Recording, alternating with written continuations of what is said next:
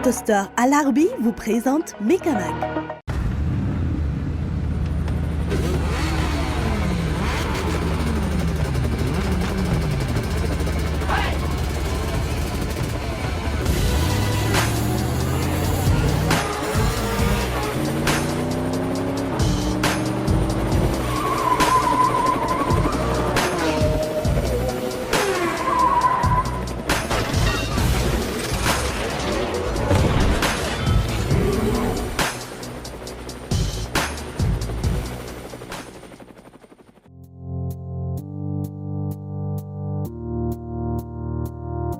Ny alahady lasa teo izany hoe fahavalamboroapolo ny volana jolay no tanterana ny andiany fahatelo eo amin'ny fihodinan'ny tompodaka Madagasikara amin'ny taranja renina 2024.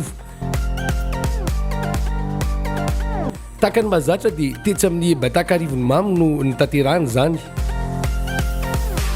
King of Mada izany no anarana nampitondrain'ny mpikarakara azy ary isan'ny nampiavaka ity lalao ity ny fisian'ny concours sono sy ny open izay efa mahazatra antsika.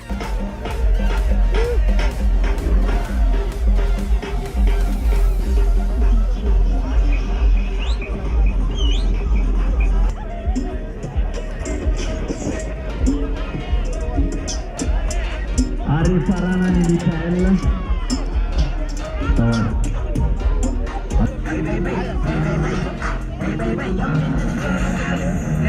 Looking for me, baby, you can find me. Banging in the 7 cannon, painting, swinging 90.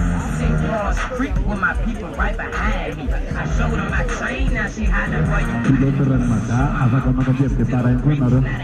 me. You got a problem, well I hope you can try me. Yo, the car call me, then I reach on the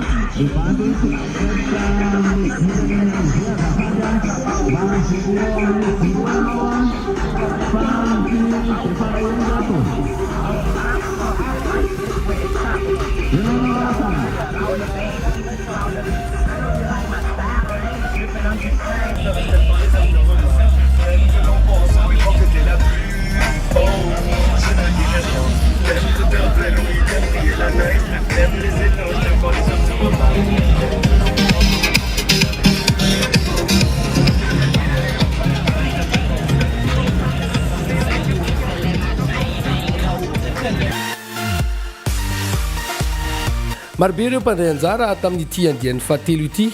Na izany aza tsy toy ny teo aloha fa ny ena ny tapa-avitrina satria dia nahatratra 330 teo ireo ary nizara ho kategoria telo izany dia ny run, ny super run ary ny pro run.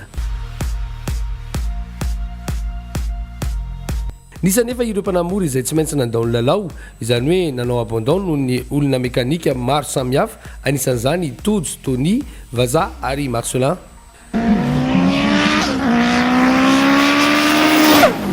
Nahitana mpandray anjara vaovao tsy izy zany fa i Randy ilay mpanamory isan'ny zandriny indrindra tamin'ity lalao ity. Raha izay Rocky izay hatrany no niresana dia nahitana ny Karim sy Rado ary Willy tao.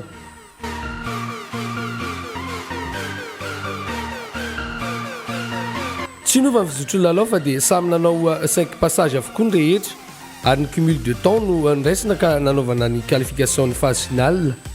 Idirantsika avy hatrany ary ny eo amin'ny vokatra isa-tsokajy ny taorian'ny 5 passage teo amin'ny tsokajy pro run 1 izany hoe ireo fiara turbo 4 motrice dia nanjakany Azono ny laharina voalohany teo amin'ny fanamorinan'ny Golf VRT 36 secondes 800 no cumul de temps nataony tao anatin'izany passage 10 izany.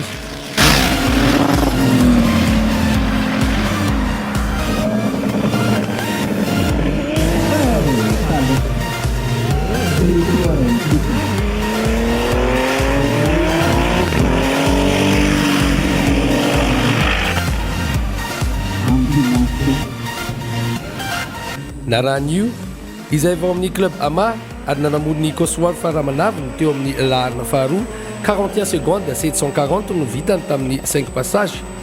La dia nanana olona mekanika izy tao anatin'izany lalao izany.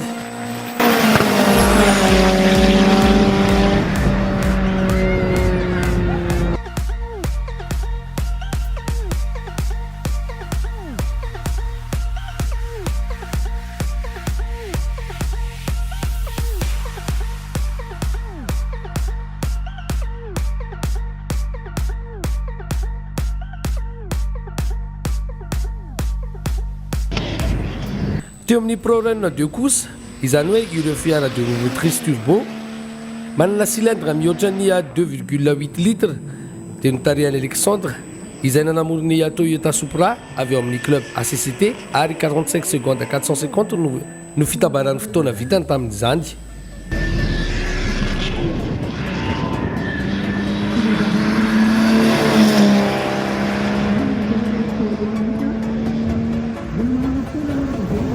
Narahiny Jetax izy avy ao amin'ny club Renmada ary nanamorony BMW Turbo.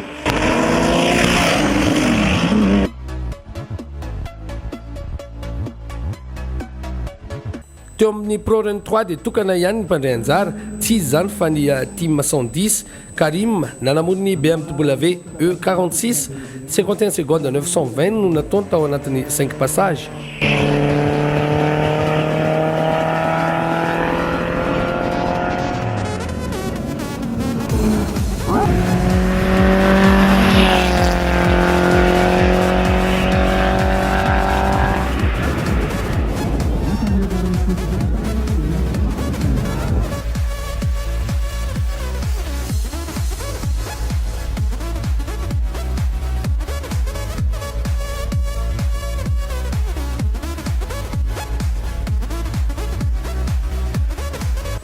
Izay teo amin'ny Pro Run fa ny teo amin'ny Sokajy Run kosa indray ny SC1 izany hoe ireo fiara cylindre latsakin'ny 1,6 litre bisopapa dia inany nitondra ny Saxon teo amin'ny larina voalohany.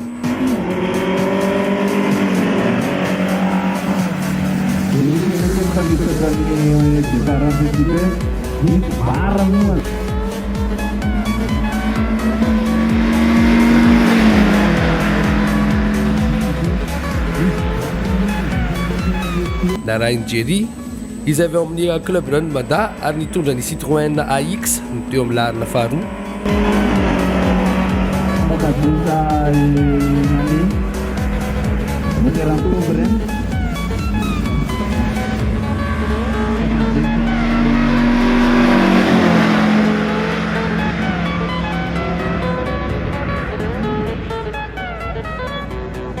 Ary nofarana ny Dolcin nitondra ny Citroën AX koa teo amin'ny larina fahatelo.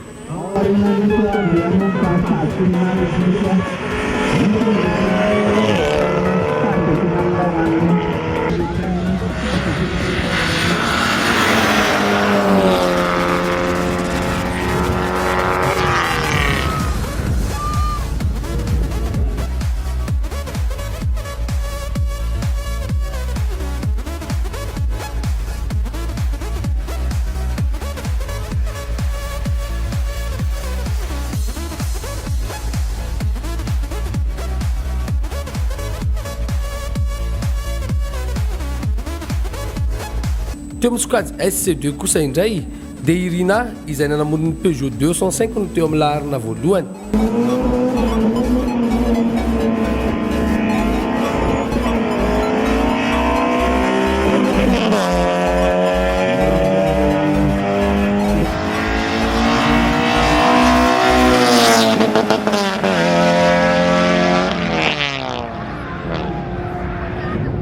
Narahiny Randy ilay mpanamory vaovao nitondra ny Peugeot 405 53 secondes 760 no fotoana vitany tamin'izany. Enina dia mpanamory mbola vaovao ary izy dia efa hita fa niova foana ny fotoanany.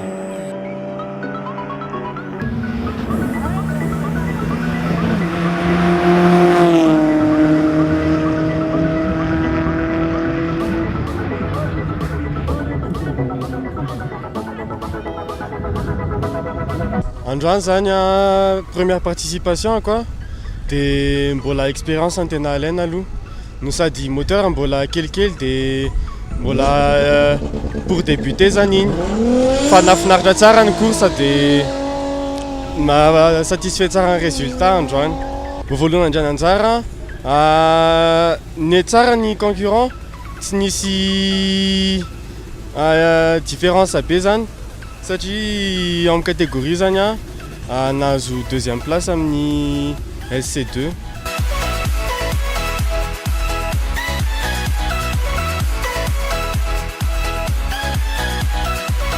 Teo amin'ny SC3 indray izany hoe ireo fiara eo anelanelany 2 litre sy 2,8 litre misopapa par cylindre kosa dia idilanina ny teo amin'ny larina voalohany. Ity mpanamory ity izay nitondra Peugeot 106 ary avy ao amin'ny club Rangomada.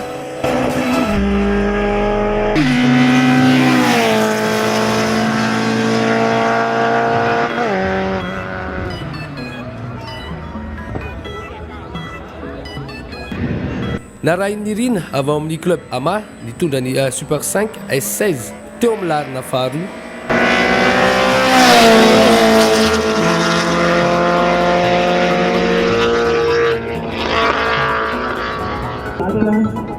Ary fahatelo irado avy ao amin'ny club MSA nanamony ny Coccinelle.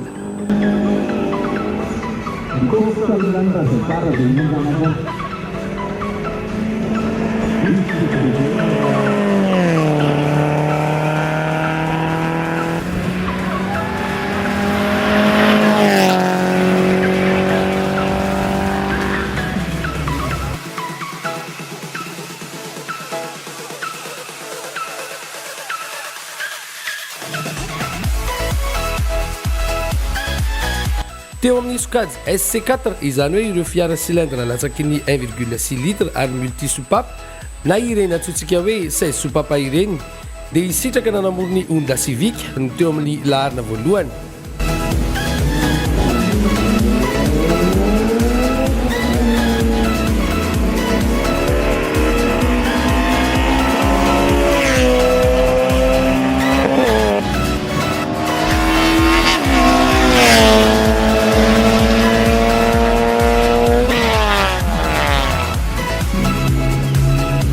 Narahin'ny mbola tiana izay nitondra ny Super 5 teo amin'ny larina faharoa.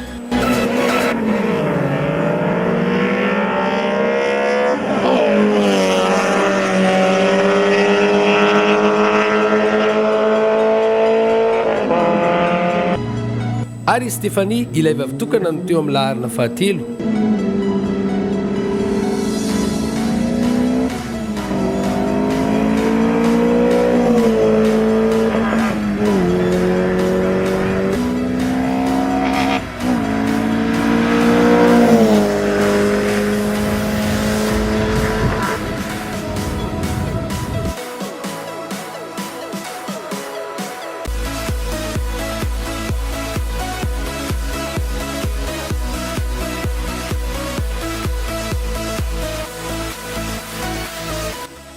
Teo amin'ny SC5 indray ary izany hoe ireo fiara manana cylindre 1,6 litre sy 2 litre multisoupape dia iandry avy ao amin'ny club MSA nitondra ny Golf Borety no teo amin'ny larina voalohany 41 secondes 780 no fotoana vita tamin'izany.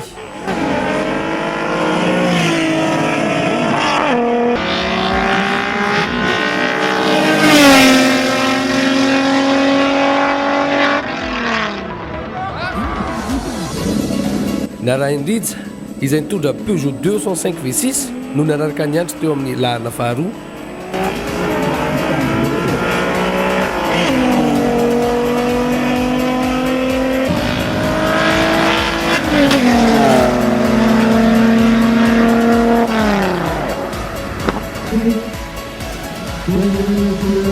Ary fahatelo farany Didi izay nitondra Golf VR6 somary lavitra no misy azy raha hoharina amin'ny eo alohany izy.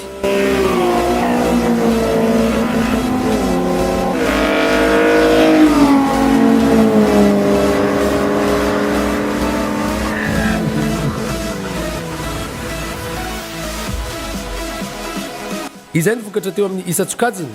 Rehefa natambatra ny 3 minimum temps dia izay no nahafahana ny akarina teo amin'ny phase finale.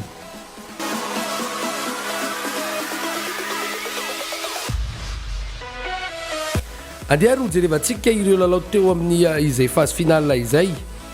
Atombontsika amin'ny kategoria rano zany. Lisavaly izy ireo no nandray anjara tamin'izany ka nifaninana voalohany Andry sy Sitraka. Ka tafavoaka ho mpandresy tamin'izany Andry mitondra ny Borety ary tafiakatra ho amin'ny dingana manasadalana.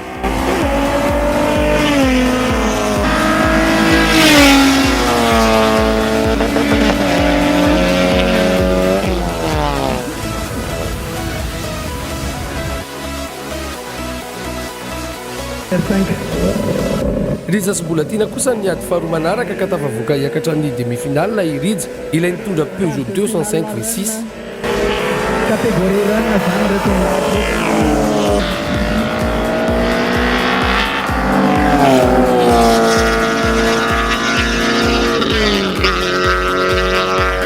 raraka teo amin'ny quart de finale izany Didi Dylan izany no manao ny demi-finale. Teo amin'ny komba farany amin'ity quart de finale ity Inirina sy Cédric. Nilaozan'ny Irina nitondra ny Super 5 Cédric mazava azy fa Inirina no niakatra nanao ny demi-finale.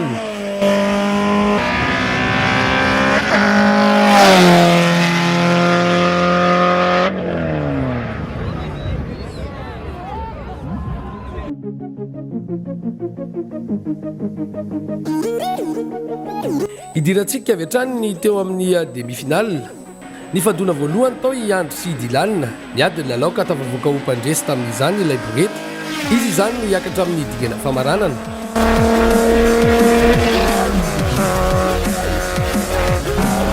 Niady manaraka tao i Rija sy Nirina ka lavy teo amin'ny demi-finale kosa i Nirina ka tsy afaka nanohy intsony. Mazava ho azy fa i Rija no ifandona amin'ny Andry amin'ny finale.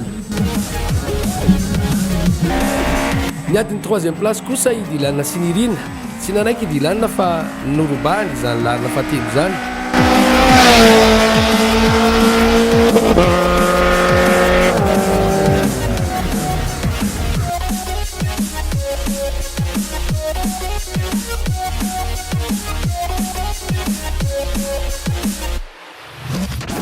Teo amin'ny phase finale kosa no niaonany Andry sy Rija.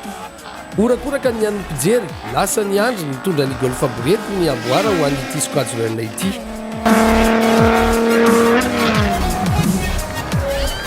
Nafinaritra aloha, nafinaritra fa nisy fitaintainana foana tao satria vao maraina zay dia ohatrany sendrasendra olana kely majinijinika sy ohatra izany. Tsy dia tena hoe mekanika be fa ohatra nisy nanenoneno, korotamby nanenoneno, tsy tavavoaka ny trano fa mpatinina, efa taraiky be zay vao tonga taty.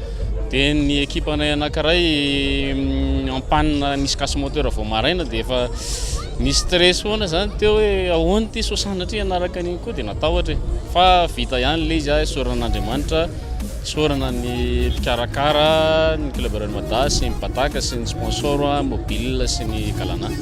Dia sorana anareo koa nanotrona fa raha tsisy anareo manotrona tadia tsisy makasary zay.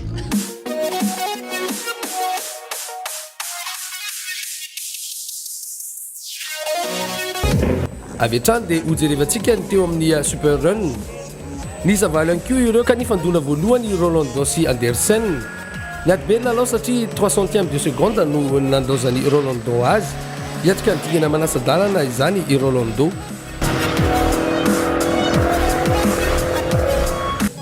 Nifandona faharoa tamin'ny quart de finale i Nirina sy Setra. Nilaozan'ny Nirina 5 seconde be izao i Setra teto.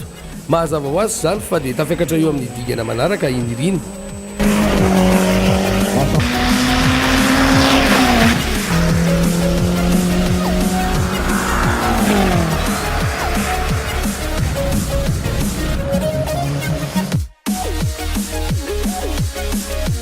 Mbola eo amin'ny quart de finale ihany, taraiky teo i Batman. Mazava ho azy zany fiakaran'arivo amin'ny digana manaraka. Ary farany teo amin'ity quart de finale ity no niaonany Tahina sy Mamy. Ny fanalavitra tanteraka ny lalao ary tafavoaka hiakatra amin'ny digana manaraka i Tahina.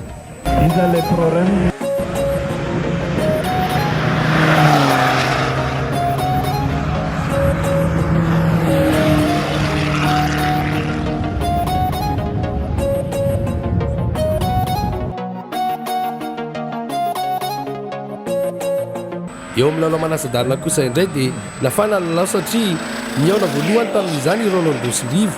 Samy Peugeot 205 le combat teto ka tafavoaka hiatrika ny famarana i Rolando. Teo amin'ny Irina sy Tahina kosa dia combat be teo amin'ny diesel sy ny essence. Tara vitesy kely ny diesel ka lasa ny Irina ny fikarana eo amin'ny dingana famaranana. Niady ny larina fahatelo noho izany i Rivo sy Tahina. Lasa loha kely fotsiny zany Rivo, ilay nitondra ny 205 T8 ary mazava ho azy zany fa izy no eo amin'ny larina fahatelo. teo amin'ny lalao famaranana indray no niaonany Rolando sy Nirina. Nisy ratage kely ny fiaran'ny Nirina ka nilaozany Rolando izy. Mazava ho azy fa i Rolando ny tompon-daka ho an'ity sokajy Super ity.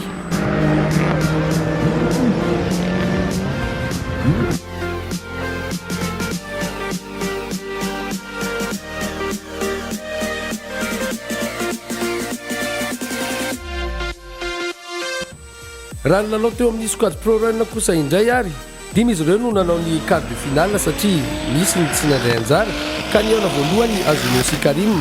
Somary tara kely Karim ka nilaozany Azuno, mazava ho azy zany fa i Azuno no miakatra ho amin'ny demi-finale. Raha tsy nandray anjara ny adversaire ny Jetax dia tafiakatra d'office izy amin'ny dingana manaraka. Toraka izany koa i Yu sy Alexandre, izy ireo izany no manao ny demi-finale. Eo amin'izany dingana manasa-dalana zany dia niaona voalohany Azuno sy Yu. Efa lamina kosa ny fiaran'ny Yu teto ka nanao izay ho afany izy ka izao tafiakatra amin'ny dingana famaranana izao.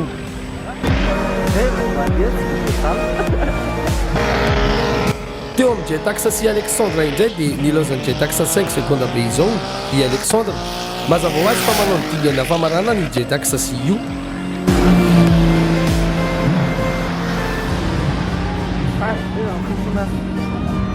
Teo amin'ny fiadinany 3e place dia i Azuno sy Alexandre no nifandona teto. Nilaozany Azuno i Alexandre ka teto dia i Azuno no naka ny 3e place ny sokajy Pro Run.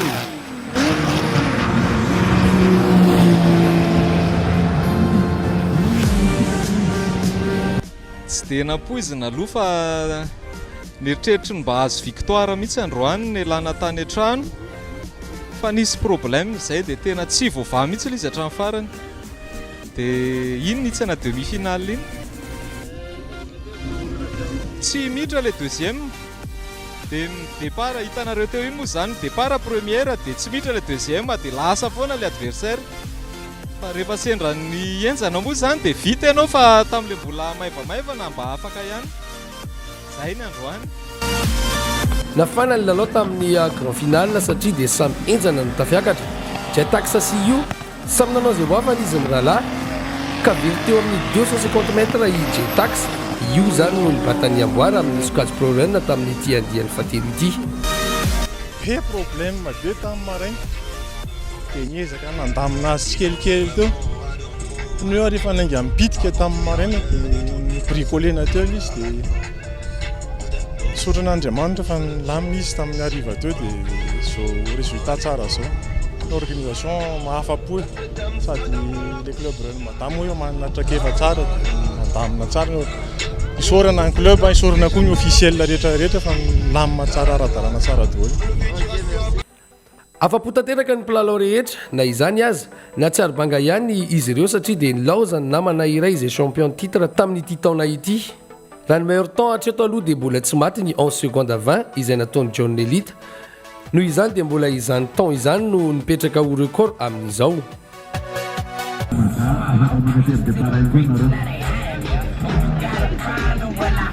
Dia izay ary ny azo natolotra ka manome fotoanantsika rehetra indray ny fandaharana amin'ny enina minitra izao miaraka amin'ny zava-baovao. Veloma tompoko.